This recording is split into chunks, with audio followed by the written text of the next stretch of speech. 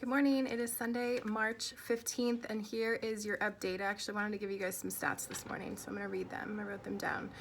We currently have 160,000 plus confirmed cases over the world for COVID-19. We have over 6,200 that are dead. We have over 5,500 that are currently in critical condition, and we have 77,900 plus recovered. In the US, we have 2,800 confirmed cases and 48 dead. Please remember that these are reported numbers, so these are people that have actually gotten tests and have been followed. These numbers are probably much higher, both for confirmed cases, deaths, and recovered, based on just there's not enough time to kind of report all these, and we're not having confirmations. So that's where we're at.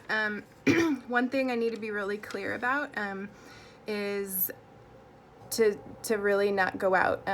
There are restaurants and bars, and I can speak to Seattle. I'm not there, so I'm getting reports from my friends who are still down there. Bars are full, restaurants are full, and it's irresponsible at this point, either to stay open or to go. So don't be that guy. Don't be that guy that goes in there asymptomatic and gets a whole bar sick. At this point, you're not doing this for you, you're doing this for everyone else. So please quarantine, social distance, stop going out, even to small restaurants. Like it's just beyond at this point. So if you're not, you're contributing to the problem. All of my professional athletes last night got a text from me, basically saying the same thing. Some of them have big sponsorship responsibilities and tapings and filmings and photo shoots and different things that are set up, and they are not to go. It is really difficult. Some of them are kind of having to fly home, those that are playing overseas, coming back and things like that. But, to my athletes, this is your responsibility too, as a public figure, to be an example. So if some of the pro athletes are doing it, then the public, everybody who looks up to those athletes, you do it too. Help us spread the science. There was just a really good press conference from Michael Ryan, who's the executive director of the World Health Organization Emergency Program, and I wrote his quotes down because they were so good. He's dealt with a lot of the Ebola outbreaks. He said, "Be fast and have no regrets. You must be the first one to move, because if you need to be right before you move, you will never win." And he thinks that the biggest kind of catastrophe that's happening over the world right now is this fear of failure, this perfection. Everyone's afraid of the consequence of error. So everybody's afraid to move or to quarantine or to isolate or to cancel or to close shop because you guys are worried about the consequence of being too overreactive.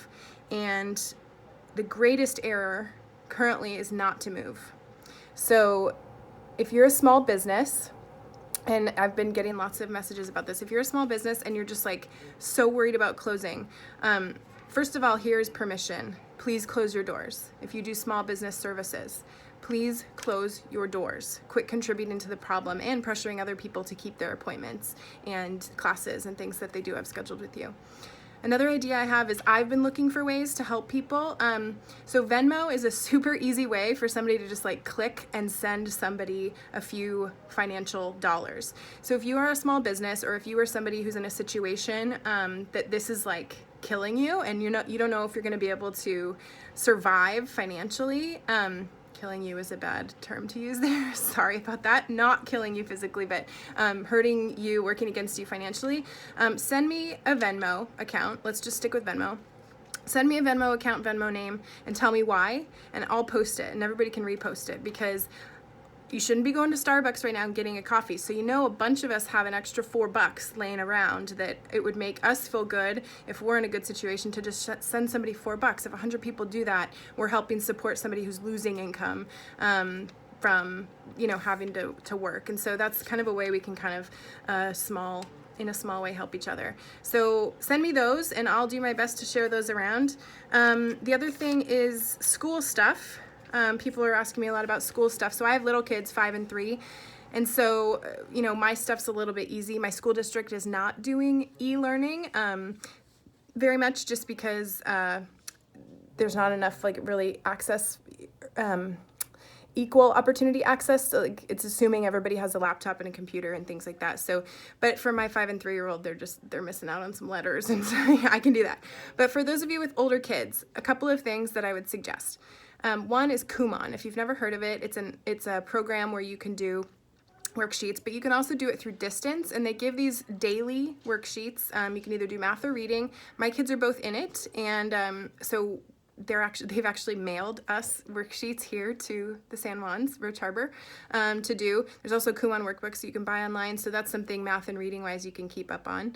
And then the other one is Coursera. I did a lot of Coursera classes. It's free online university classes, free. You just log in and you push play and you hear the professor from Duke or Stanford or Harvard, and they're teaching you their lesson. And so there's lots of different ones to choose from. So if you have an older child, and let's say you got reading down, or you're working on something else with them that you feel comfortable, but let's say they're struggling in science and then they need some help with some things in science, they can actually take a free course online and watch a professor from a university level talk about biology, cell biology, and things like that. If you're getting into math trouble, which I don't know how I'm gonna help my kids with math later on in life because I struggle with math. There's math courses, there's lots of different courses. So check out Coursera, because that's an easy way to kind of help supplement some of your older kids. So that's it for now. Please get in quarantine. It's serious.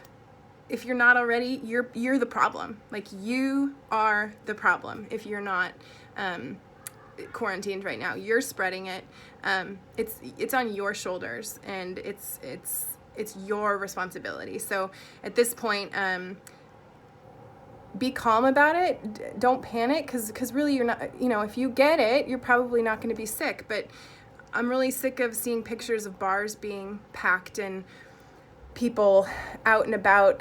There's even governors that are tweeting that they had lunch with a packed house at one of their favorite restaurants in town. Like, that's bullshit. That's not appropriate, and it's not responsible. So please take the words of Michael Ryan from the World Health Organization and be fast, have no regrets, and be the first person to move.